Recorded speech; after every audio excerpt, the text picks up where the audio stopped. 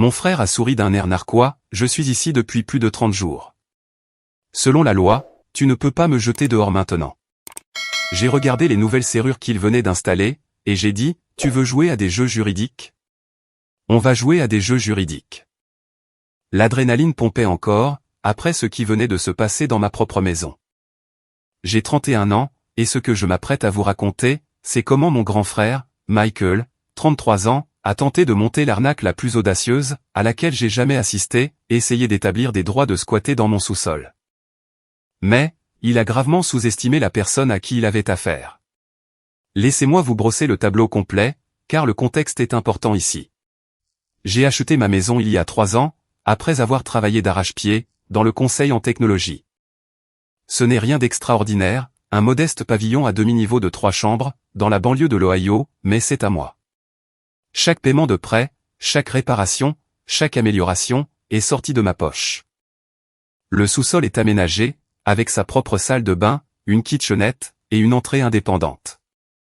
Au départ, j'avais prévu de le louer pour avoir un revenu supplémentaire, mais je n'en avais jamais pris le temps.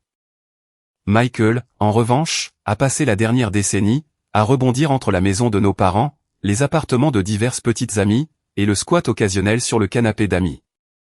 Il a toujours eu des excuses, l'économie, les mauvais patrons, les propriétaires injustes. Nos parents, Patricia et Robert, l'ont soutenu à chaque étape. La famille est de la famille, disait maman, tout en lui glissant un autre chèque. Il y a 6 semaines, Michael a débarqué à ma porte, avec 2 sacs de sport, et son expression de chien battu caractéristique. Sa dernière petite amie, Jennifer, l'avait mis à la porte, après l'avoir surpris, en train d'emprunter de l'argent dans son sac à main, une fois de trop. Il avait besoin d'un endroit pour dormir, juste pour quelques jours, le temps de s'organiser. Contre mon meilleur jugement, je l'ai laissé s'installer dans le sous-sol. Aucun accord formel, aucune discussion sur un loyer, juste aider mon frère. La première semaine s'est bien passée. Il restait dans son coin, et semblait chercher du travail. La deuxième semaine, j'ai remarqué qu'il avait emménagé plus d'affaires. À la 3e semaine, il avait installé sa console de jeu, accroché des posters, et recevait du courrier à mon adresse. Quand je l'ai confronté, sur la date de son départ, il en a ri. Détends-toi, petit frère. Je ne fais de mal à personne, en étant ici en bas. C'est à la 4e semaine, que les choses sont devenues intéressantes. Je suis rentré d'un voyage d'affaires, pour découvrir qu'il avait changé la serrure, de l'entrée indépendante du sous-sol. Quand j'ai exigé une explication, il m'a tendu un document imprimé, un ramassis de bêtises qu'il avait trouvé en ligne, sur les droits des locataires, et l'établissement de la résidence. Il a osé dire, avec le plus grand sérieux, je suis ici depuis plus de 30 jours. J'ai des droits maintenant. Si tu veux que je parte, tu devras m'expulser dans les règles, ce qui pourrait prendre des mois. L'arrogance sur son visage, la certitude absolue, qu'il avait trouvé une faille brillante. Il a même mentionné, qu'il documentait son séjour avec des selfies datés, et qu'il gardait des copies du courrier qu'il recevait. J'ai fait mes recherches, James. Tu ne peux plus, simplement me jeter dehors.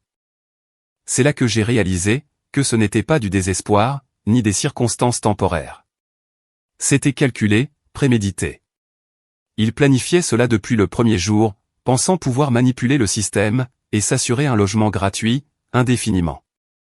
Eh bien, Michael a commis 3 erreurs fatales, dans son plan de génie.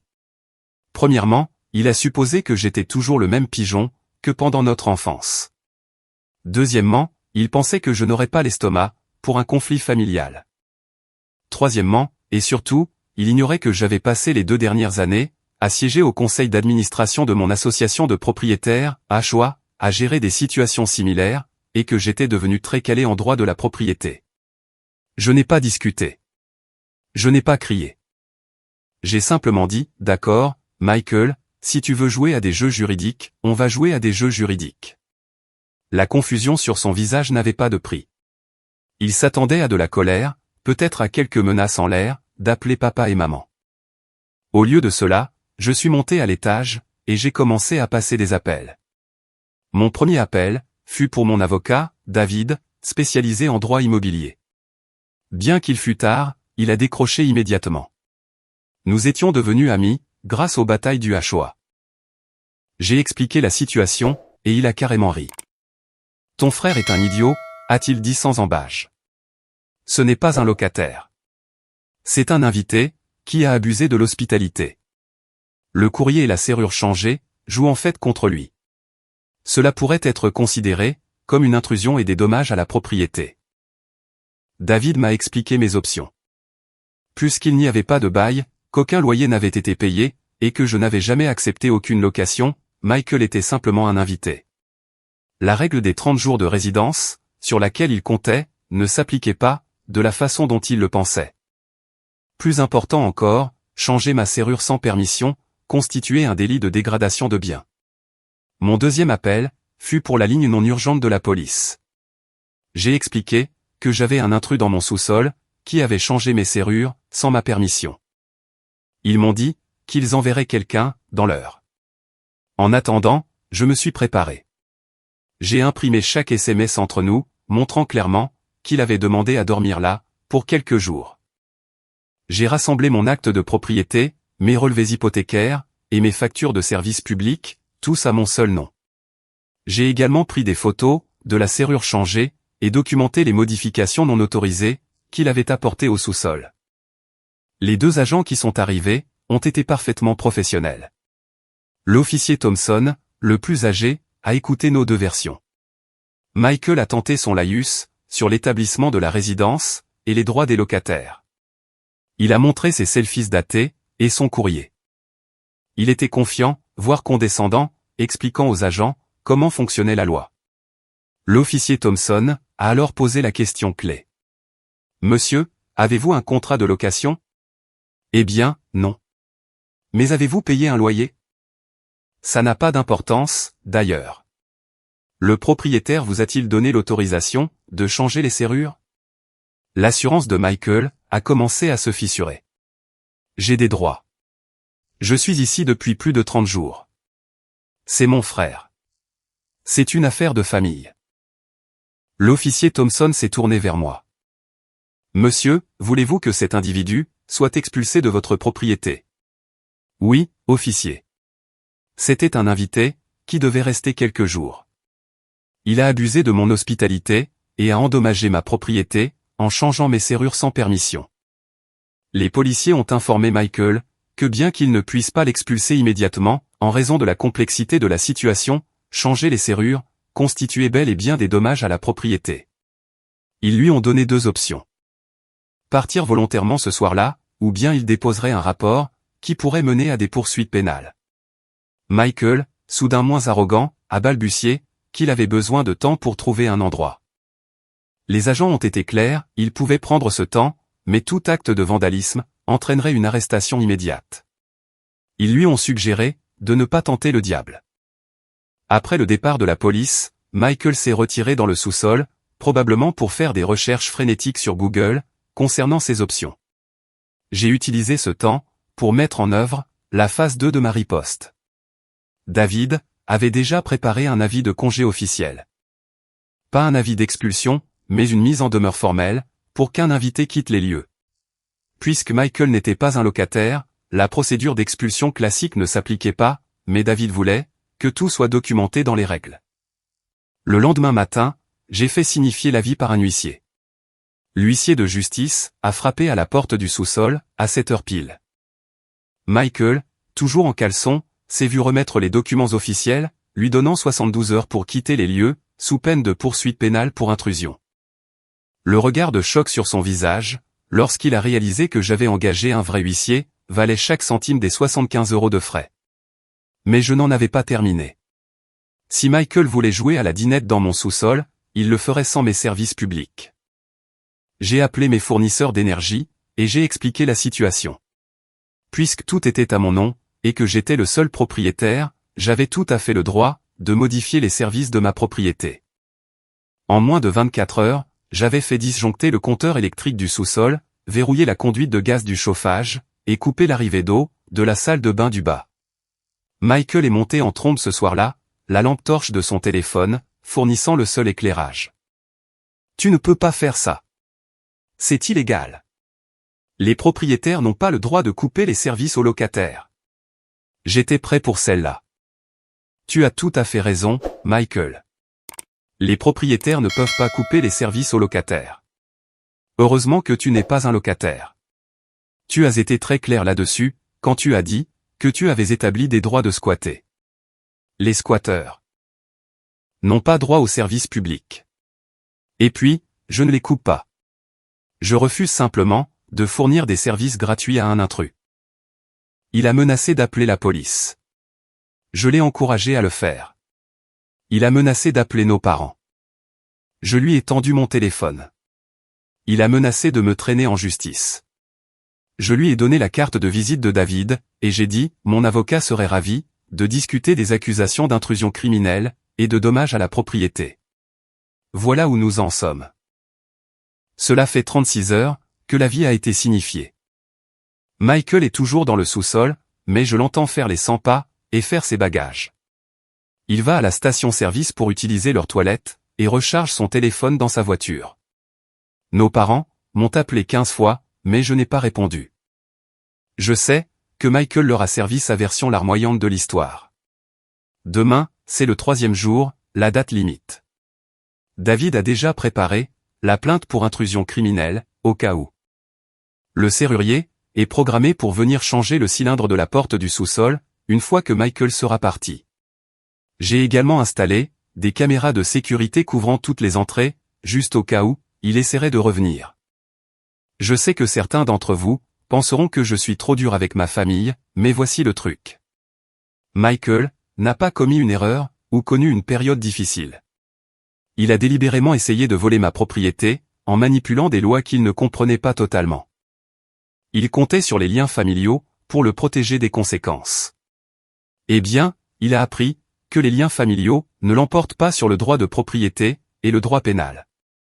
Je vous tiendrai tous au courant, une fois le délai de 72 heures écoulé, qu'il parte de son plein gré ou menotté.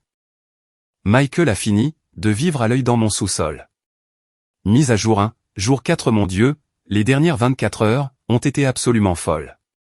Je savais que poster ici attirerait un peu l'attention, mais je ne m'attendais pas à ce que l'histoire prenne de telles proportions. Merci à tous ceux qui ont offert leur soutien et leurs conseils. À ceux qui disent que je suis sans cœur, vous n'avez manifestement jamais eu affaire à un membre de votre famille manipulateur, qui ne vous considère que comme une ressource à exploiter. Donc, le délai de 72 heures s'est écoulé hier à 7 heures pile.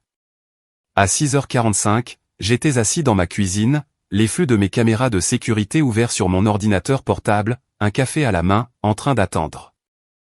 David était en stand-by, et j'avais le numéro non urgent de la police, prêt à être composé. À 6h58, la porte du sous-sol s'est ouverte. Michael a émergé avec ses sacs de sport, ayant l'air d'avoir vieilli de 5 ans en 3 jours. Pas douché, pas rasé, portant les mêmes vêtements que lorsque les services avaient été coupés. Il s'est arrêté en haut des escaliers, et m'a fixé à travers la fenêtre de la cuisine. J'ai cru qu'il essaierait d'entrer, pour une confrontation dramatique, mais il est resté là pendant une bonne minute, avant de charger ses affaires, dans sa vieille Honda Civic. Mais, c'est là que ça devient intéressant. Alors qu'il s'apprêtait à partir, une autre voiture s'est arrêtée. Nos parents. Maman est sortie la première, papa suivant lentement derrière. Michael a couru immédiatement vers maman, et je le voyais gesticuler sauvagement, montrant la maison du doigt, se faisant clairement passer pour la victime.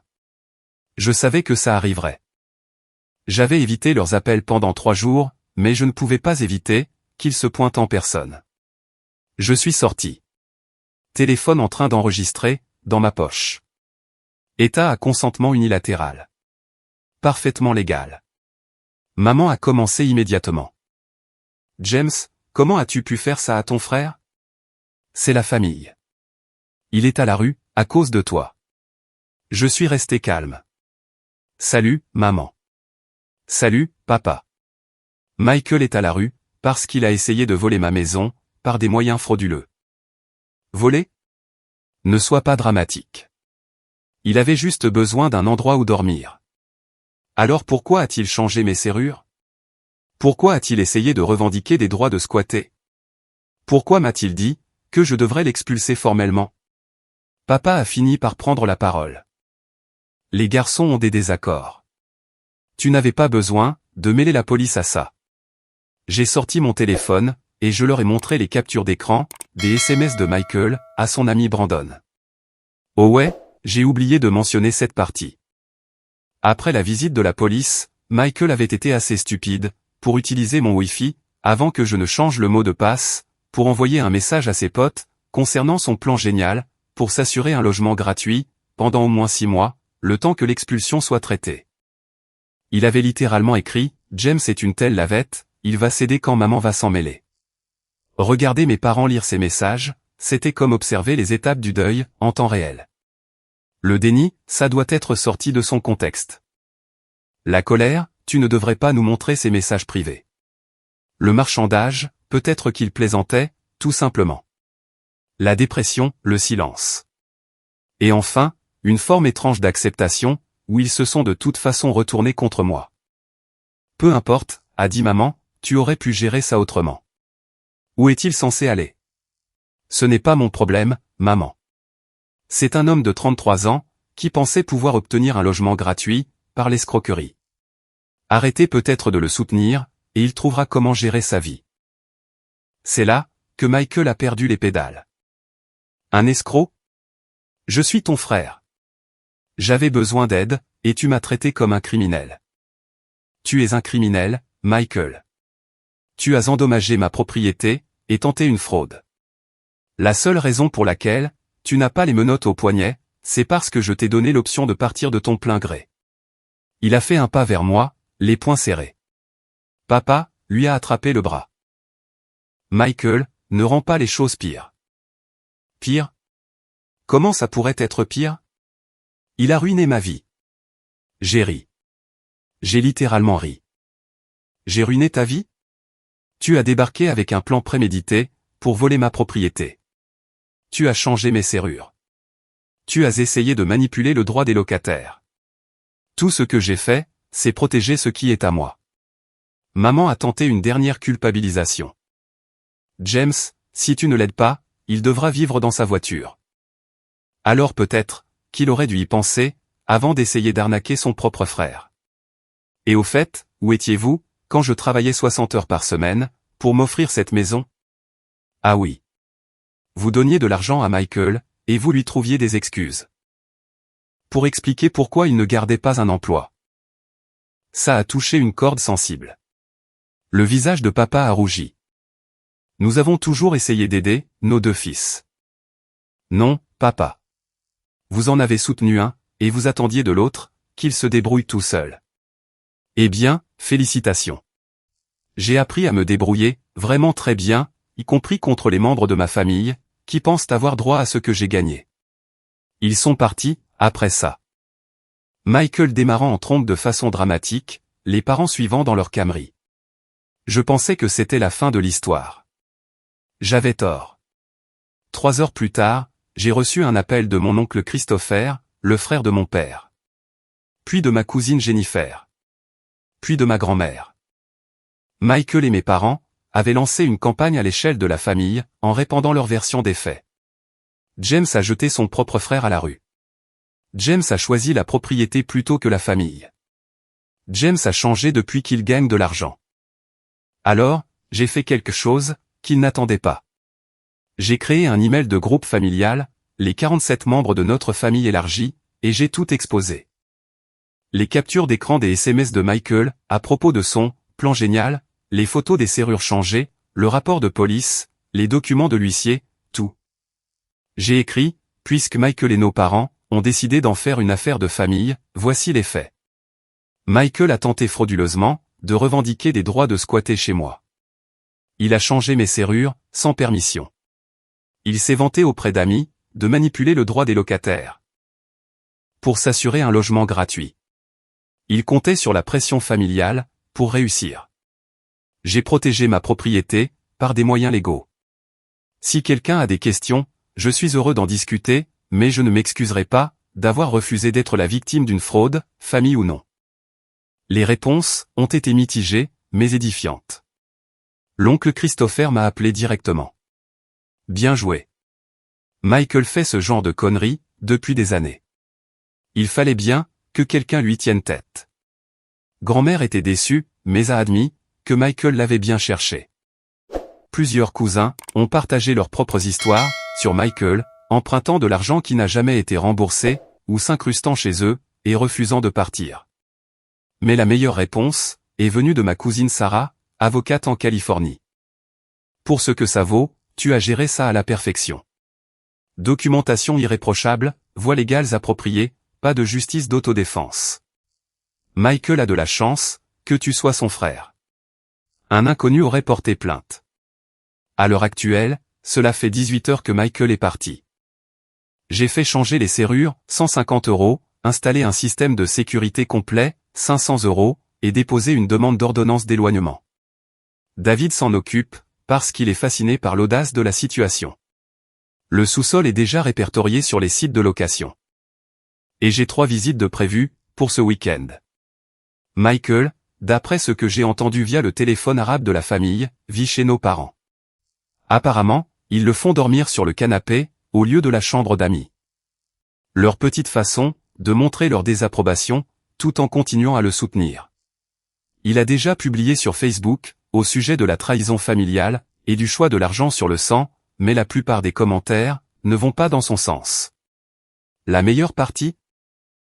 Ce matin, j'ai reçu un SMS, d'un numéro inconnu. C'était l'ex-petite amie de Michael, Jennifer, celle qu'il avait mis à la porte. Elle avait entendu parler de ce qui s'était passé, par des amis communs. Son message, il a essayé la même chose avec moi. Il a changé les serrures de mon appartement, pendant que j'étais au travail. J'avais trop peur, pour faire quoi que ce soit. Merci, de lui avoir tenu tête. Peut-être qu'il va enfin comprendre. Je suis assis là maintenant, dans ma maison, buvant mon café en paix. Le sous-sol est silencieux. Mes portes se ferment, avec des clés que je suis le seul à posséder. Et quelque part à l'autre bout de la ville, mon frère de 33 ans, réalise, je l'espère, que ces actes ont des conséquences.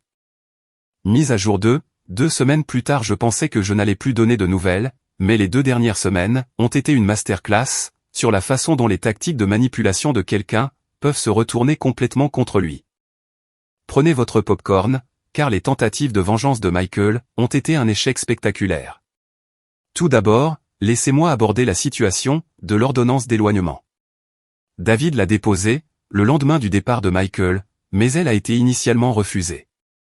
Le juge a estimé, que puisque Michael avait quitté les lieux volontairement, et n'avait fait aucune menace directe, une ordonnance d'éloignement ne se justifiait pas encore. Cependant, le juge a émis une interdiction formelle de pénétrer sur ma propriété, documentée par la police locale. Si Michael met le pied sur ma propriété, c'est une arrestation immédiate. Cette demi-victoire a enhardi Michael.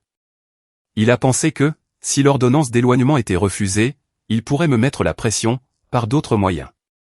Il avait tort. Sa première tentative, fut par les réseaux sociaux. Il a créé un long post Facebook, sur les membres toxiques de la famille, et le capitalisme qui détruit les liens familiaux. Il ne m'a pas nommé directement, mais c'était évident. Ce à quoi il ne s'attendait pas, c'est que notre cousine Sarah, l'avocate, commente avec un lien vers les lois de l'État sur la fraude, soulignant les lois spécifiques, concernant les fausses déclarations, à des fins de gains financiers. Elle a ajouté, une lecture intéressante, pour tous ceux qui ont affaire à des membres de leur famille, pensant avoir droit à la propriété d'autrui.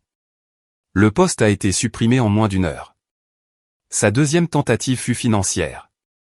Il a essayé de prétendre, que je lui devais de l'argent, pour les améliorations qu'il avait apportées au sous-sol. Il m'a en fait, envoyé une facture de 3200 €, détaillant des choses, comme le nettoyage en profondeur, les systèmes d'organisation, et les améliorations esthétiques. Je l'ai transmise à David, qui a renvoyé une réponse formelle, stipulant que, toute modification non autorisée de ma propriété, pourrait entraîner une poursuite en dommages et intérêts. Nous avons également inclus, une facture détaillée, pour le remplacement de la serrure, l'utilisation des services publics pendant son séjour, et les frais juridiques que j'avais engagés, totalisant 4100 €. Il n'a pas poussé cette voie plus loin. Mais, c'est à la 3e tentative, que les choses sont devenues vraiment intéressantes. Lundi dernier, je suis rentré chez moi, pour trouver un inspecteur de la ville, à ma porte. Quelqu'un avait déposé une plainte anonyme, concernant une activité de location illégale, et des conditions de vie insalubres, dans mon sous-sol. L'inspecteur devait inspecter les lieux. Je l'ai fait entrer avec plaisir. Le sous-sol était impeccable. J'avais engagé des nettoyeurs professionnels, après le départ de Michael. Il était également entièrement conforme aux normes, avec des fenêtres de sortie adéquates, des détecteurs de fumée, et des permis, pour l'espace aménagé. Tout avait été fait par l'ancien propriétaire, entièrement documenté. L'inspecteur n'a absolument rien trouvé d'anormal. En fait, il a complimenté l'espace, et a demandé s'il était toujours disponible à la location. C'est là que Michael s'est planté. La plainte mentionnait spécifiquement des problèmes que seul quelqu'un, ayant vécu dans le sous-sol, pouvait connaître, comme une plaque de prise desserrée, derrière le chauffe-eau, et une ventilation inadéquate, dans le placard de rangement. L'officier a dit, les plaintes anonymes, qui sont aussi précises et qui s'avèrent fausses, proviennent souvent d'anciens occupants mécontents. Il a noté dans le dossier qu'il s'agissait apparemment d'un faux signalement vindicatif. J'ai aussi appris quelque chose d'intéressant de la part de l'inspecteur. Le dépôt de fausses plaintes concernant les normes du bâtiment est un délit dans notre ville, passible de 500 € d'amende maximum et de 30 jours de prison. Si un schéma de harcèlement est établi, cela devient une infraction plus grave. Il m'a suggéré de tout documenter et de déposer une plainte à la police si d'autres signalements suspects venaient à survenir. Pendant ce temps, le drame familial continuait. Ma tante Linda, la sœur de maman, m'a appelé à l'improviste. Elle a toujours été le mouton noir de la famille. Elle a déménagé il y a des années, contact minime. Elle avait entendu parler de la situation, via le réseau familial, et voulait partager quelque chose. Ton frère a essayé cette connerie avec moi, il y a 5 ans, m'a-t-elle dit. Il s'est pointé pour une visite d'un week-end, et puis n'a plus voulu partir. Il a commencé à parler des droits des locataires, après 2 semaines. J'ai dû menacer d'appeler les flics, avant qu'ils ne partent enfin. Ta mère m'a supplié de ne pas en faire toute une histoire. Elle a dit que Michael traversait une période difficile. J'ai gardé mes distances avec eux tous, depuis. C'était une nouvelle pour moi. Je lui ai demandé si elle accepterait de rédiger une déclaration sur son expérience. Elle a accepté immédiatement, et m'a envoyé un email détaillé sur le comportement répétitif de Michael. Elle a également mentionné qu'il avait fait des choses similaires à notre oncle Paul et à un cousin issu de Germain, au Texas. La famille avait juste gardé le silence pour préserver la paix. J'ai commencé à contacter d'autres membres de la famille en privé. Les histoires ont afflué. Michael montait des variantes de cette arnaque depuis plus d'une décennie. Petit prêt jamais remboursé, visite prolongée, nécessitant la force pour s'achever. Voitures empruntées, rendues endommagées. Tout le monde avait une histoire, mais personne n'avait jamais comparé ces notes auparavant. J'ai tout compilé dans un document, le dossier Michael, et je l'ai envoyé à mes parents, avec un message simple, voici la personne que vous soutenez. La réponse a été rapide. Papa m'a appelé immédiatement, la voix tremblante. Nous ne savions pas que c'était si étendu. Si, vous le saviez, ai-je répondu. Vous avez simplement choisi de l'ignorer. Chaque fois que quelqu'un se plaignait, vous trouviez des excuses. Chaque fois qu'il faisait face à des conséquences, vous le tiriez d'affaire. Vous avez créé ce monstre. Il y a eu un long silence, avant qu'il ne dise « Ta mère veut le mettre à la porte ». Mais vous ne le ferez pas, ai-je prédit. Non, a-t-il admis.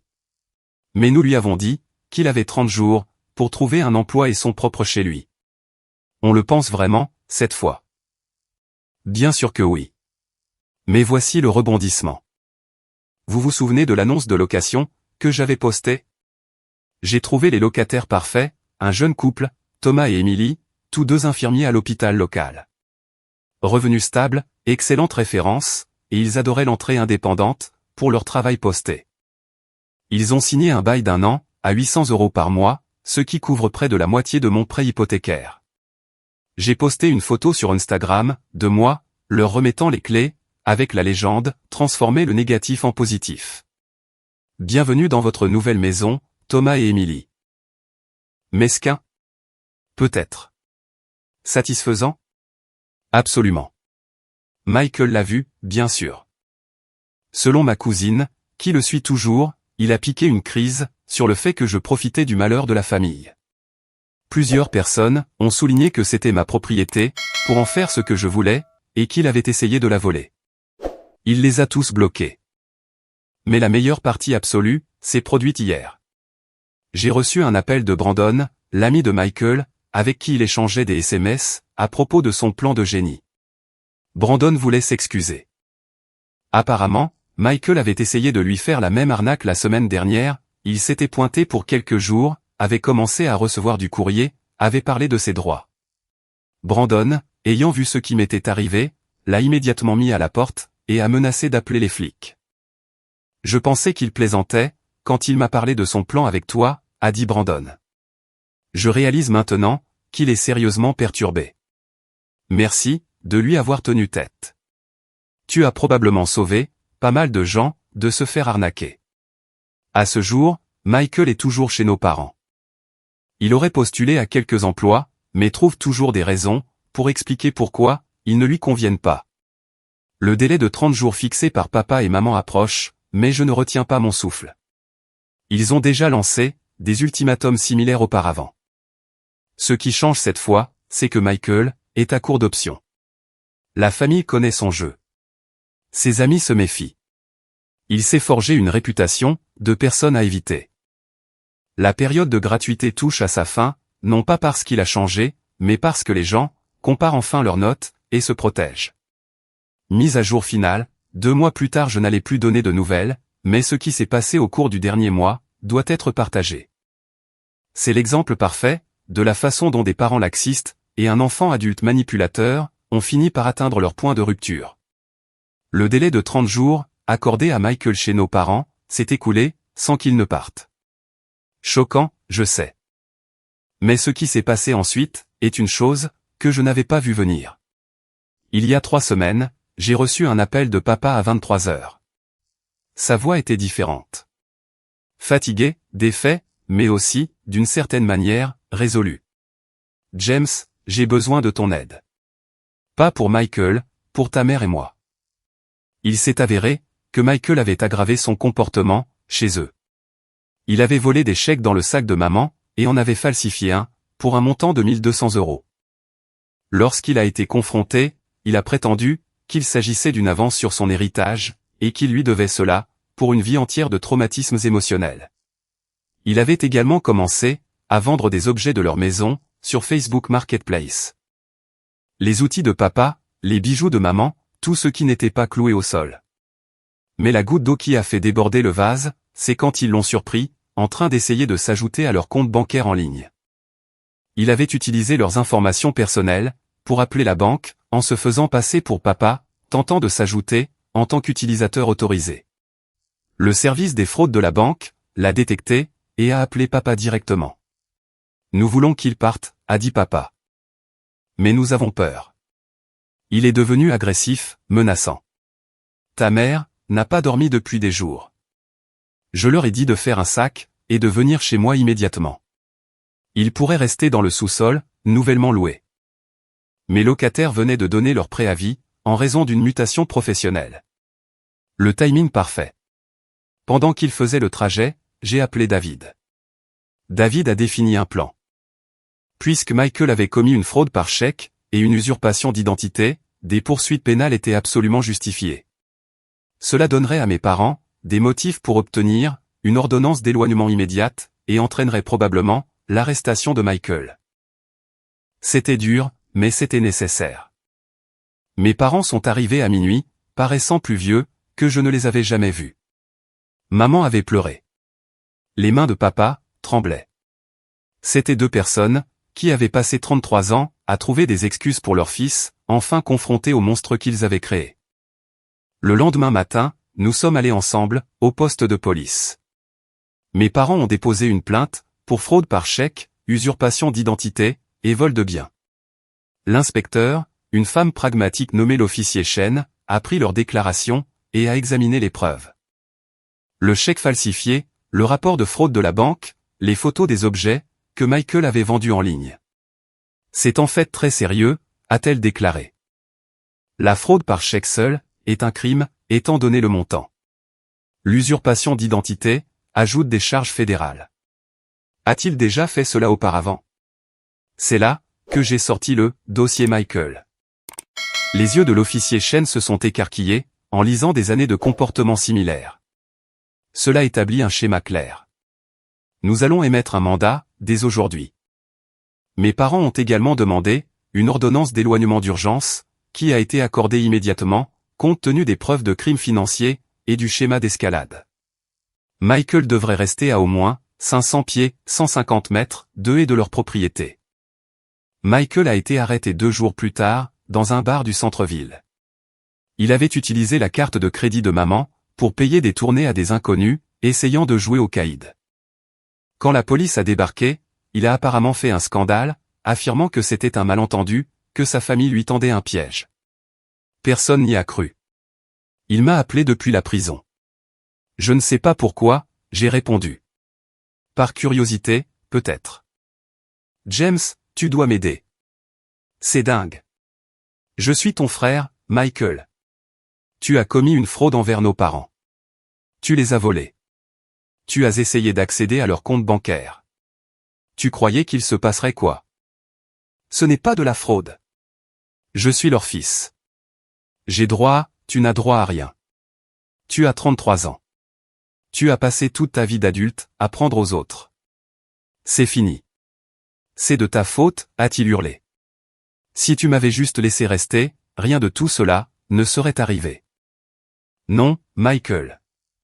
Si tu n'avais pas essayé de voler ma maison, tu ne serais pas passé au vol, chez papa et maman. Tout ça, c'est ta faute. Il a raccroché. Michael a passé une semaine en prison, avant d'être libéré sous caution. Pas par nos parents, mais par une petite amie en ligne, qu'il menait en bateau. Elle a mis 5000 €, croyant qu'il était un entrepreneur à succès, faussement accusé. Cette relation a duré, exactement le temps qu'il lui a fallu, pour taper son nom sur Google, et trouver son casier judiciaire. La procédure judiciaire a avancé de manière surprenante. Face aux preuves accablantes, et à la possibilité de charges fédérales pour usurpation d'identité, l'avocat commis d'office de Michael lui a conseillé de plaider coupable. Il a plaidé coupable, pour un chef de fraude criminelle, et un chef de vol qualifié, délit mineur. La sentence, 2 ans de probation, thérapie obligatoire, 1200 € de restitution à nos parents, et 200 heures de travaux d'intérêt général. Mais, voici la belle ironie. Comme condition de sa probation, il doit conserver un emploi stable, et un logement. Pas de squat sur des canapés, pas de séjour temporaire chez la famille ou des amis. Il doit fournir à son agent de probation, une preuve de bail, et des fiches de paie tous les mois. Pour la première fois de sa vie d'adulte, Michael doit être, véritablement autosuffisant. Aux dernières nouvelles, il travaille dans un entrepôt, et vit dans un studio, à la périphérie de la ville. Il n'a pas le droit de me contacter, ni nos parents. Ses réseaux sociaux sont devenus inactifs. Les membres de la famille, qui avaient pitié de lui, l'utilisent maintenant comme un exemple édifiant pour leurs propres enfants, de ce qui arrive, quand on ne grandit jamais. Mes parents sont toujours chez moi, bien qu'ils cherchent un appartement plus petit maintenant. Ils ont mis leur maison sur le marché. Trop de mauvais souvenirs, et ils veulent de toute façon, réduire la taille de leur logement. Notre relation s'est considérablement améliorée. Maman s'est excusée, pour ses années de soutien aveugle à Michael, et pour avoir attendu de moi, que je m'en accommode. Nous avons échoué avec vous deux, a-t-elle dit la semaine dernière pendant le dîner. Nous avons échoué avec Michael, en ne le laissant jamais affronter les conséquences. Et nous avons échoué avec toi, en te donnant l'impression que son comportement était normal. Papa a suivi une thérapie, pour gérer la culpabilité et la colère. Il m'a dit hier, que le thérapeute l'avait aidé à réaliser qu'aider quelqu'un à éviter les conséquences, n'était pas de l'amour. C'est du sabotage, déguisé en soutien. La famille élargie a été, étonnamment, d'un grand soutien. Tante Linda a rendu visite le mois dernier, et m'a remercié d'avoir été celui qui a enfin tenu tête à Michael. Tu n'as pas seulement protégé ta maison, a-t-elle dit. Tu as brisé le cycle. Même certains des anciens amis de Michael ont tendu la main pour me remercier. Brandon a lancé un groupe de discussion pour les personnes que Michael avait escroquées au fil des ans. Aux dernières nouvelles, il y avait 15 membres, avec des montants volés totalisant plus de 20 000 €. Ils envisagent une action au civil, bien que la plupart veuillent juste passer à autre chose. Quant à mon sous-sol, j'ai de nouveaux locataires qui emménagent la semaine prochaine. Un couple de retraités, qui aiment le quartier calme. Ils paient 850 € par mois, et ils ont déjà signé un bail de 2 ans. La vérification de leurs antécédents était impeccable, de brillantes références, et ils n'ont pas mentionné les droits des squatteurs, une seule fois. J'ai beaucoup appris de cette expérience. J'ai appris que les liens familiaux ne signifient pas accepter les abus, qu'encourager quelqu'un dans ses travers ne l'aide pas. Que parfois, la chose la plus bienveillante que vous puissiez faire pour quelqu'un, c'est de le laisser affronter les conséquences de ses actes. Mais surtout, j'ai appris que se défendre soi-même n'est ni cruel, ni sans cœur. C'est nécessaire. Michael a passé 33 ans à croire qu'il pouvait manipuler son chemin dans la vie, parce que personne n'avait jamais dit non. Eh bien, j'ai dit non. Les tribunaux ont dit non. Et finalement, même nos parents ont dit non. À ceux qui font face à des situations similaires, voici mon conseil. Documentez tout. Utilisez les voies légales. Ne laissez pas la culpabilité l'emporter sur vos droits. Et rappelez-vous que les membres de votre famille, qui vous aiment vraiment, n'essaieront pas de vous voler, de vous manipuler, ou de traiter votre propriété durement gagnée, comme leur filet de sécurité personnelle. L'histoire de Michael n'est pas terminée. Il a 2 ans de probation à purger, et le connaissant, il la violera probablement, d'une manière ou d'une autre. Mais ce n'est plus mon problème. Ce n'est plus le problème de mes parents. C'est son problème, comme cela aurait toujours dû l'être. Ma maison est paisible maintenant. Mes serrures fonctionnent avec mes clés. Mon sous-sol génère des revenus au lieu de drame. Et quelque part à l'autre bout de la ville, mon frère apprend enfin ce que le reste d'entre nous a compris il y a des années, qu'être un adulte signifie payer sa propre part, respecter la loi, et accepter que personne ne vous doit quoi que ce soit, juste pour le fait d'exister. La famille est de la famille, avait l'habitude de dire maman. Mais la famille ne signifie pas être une victime. Parfois, la chose la plus utile que vous puissiez faire, c'est de montrer à quelqu'un que ses actions ont des conséquences, même si. Surtout si, c'est la famille. Épilogue, leçons apprises. Cela fait exactement 2 mois que tout cela a commencé, et je voulais partager quelques dernières pensées et conseils pratiques pour quiconque ferait face à des situations similaires. Premièrement, la préparation juridique a été cruciale. Avoir David en numérotation rapide, comprendre le droit de la propriété, et connaître mes droits, a fait toute la différence. Michael comptait sur mon ignorance, et ma manipulation émotionnelle. Lorsque celles-ci ont échoué, il n'avait plus rien. Deuxièmement, la documentation, c'est tout. Chaque SMS, chaque email, chaque photo, est devenue une preuve. Les caméras de sécurité, les photos datées des serrures changées, les captures d'écran de ces vantardises, tout cela a dressé un tableau, impossible à contester. Troisièmement, la pression familiale est réelle, mais surmontable. Oui, certains membres de la famille pensent toujours que j'ai été trop dur, mais la plupart se sont ravisés, surtout après l'arrestation de Michael. Plus important encore, je peux dormir la nuit, en sachant que j'ai fait ce qu'il fallait. Quatrièmement, soutenir aveuglément quelqu'un, ce n'est pas de l'amour. Mes parents pensaient aider Michael, en le sortant constamment du pétrin. Au lieu de cela, ils ont créé un homme de 33 ans, incapable d'assumer des responsabilités d'adulte basiques. La vraie tragédie n'est pas que Michael ait été arrêté. C'est qu'il a fallu 33 ans pour qu'il affronte de vraies conséquences. Enfin, votre tranquillité d'esprit vaut plus que de garder des membres toxiques de votre famille heureux. Ma maison est mon sanctuaire. J'ai travaillé pour l'avoir. Je paie pour ça. Et c'est moi qui décide, qui y vit. Ce n'est pas égoïste. Ce sont des limites saines.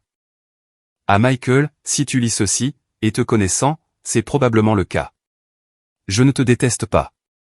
Je ne suis même plus en colère.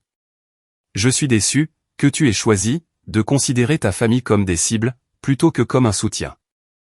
J'espère que la probation t'enseignera ce que 33 ans de complaisance n'ont pu faire. Et j'espère qu'un jour, tu comprendras que ce que j'ai fait n'était pas cruel. C'était la sonnette d'alarme dont tu avais désespérément besoin. À tous les autres qui ont affaire à un Michael dans leur vie, vous n'êtes pas obligé de vous immoler par le feu, pour garder quelqu'un d'autre au chaud. La famille ne signifie pas accepter les abus, la manipulation ou le vol. Maintenez vos positions. Utilisez le système légal. Et ne laissez personne, de votre famille ou non, vous faire sentir coupable, de protéger ce qui est à vous. Le sous-sol est calme maintenant. Le drame est terminé. Et pour la première fois depuis des mois, je suis véritablement en paix, dans ma propre maison. Cela vaut plus que toute l'approbation familiale du monde.